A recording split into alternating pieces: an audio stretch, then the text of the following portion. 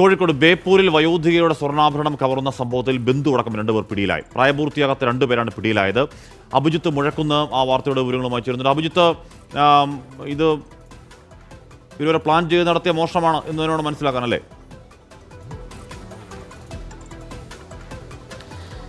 തീർച്ചയായും ഹാഷ്മി, ആസൂത്രിതമായി നടത്തിയ ഒരു മോഷണം തന്നെയാണ്.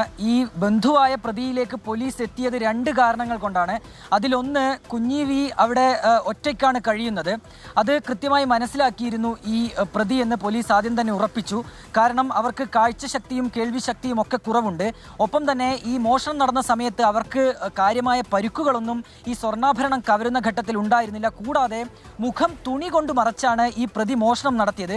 അതിനാൽ തന്നെ ഈ ചുറ്റുപാടുകളെക്കുറിച്ച് അറിയുന്ന, കുഞ്ഞീവിയെക്കുറിച്ച് അറിയുന്ന ഒരാളാണ് മോഷണം നടത്തിയതെന്ന നിഗമനത്തിലേക്ക് പോലീസ് എത്തി. അങ്ങനെ കഴിഞ്ഞ ഒരാഴ്ച ഈ വീട്ടിലെത്തിയ ആളുകളുടെ ലിസ്റ്റ് എടുത്ത് പോലീസ് നടത്തിയ പരിശോധനയ്ക്കൊടുവിലാണ് കുഞ്ഞീവിയുടെ അനുജത്തിയുടെ പേരമകനായ മുഹമ്മദ് ലബീബിലേക്ക് അന്വേഷണം എത്തുന്നത്. അങ്ങനെ അയാളെ പോലീസ് പിടികൂടുകയും ചെയ്തിട്ടുണ്ട്. ഒപ്പം തന്നെ പ്രായപൂർത്തിയാകാത്ത 2 പേർ കൂടി പോലീസിന്റെ പിടിയിലായിട്ടുണ്ട്.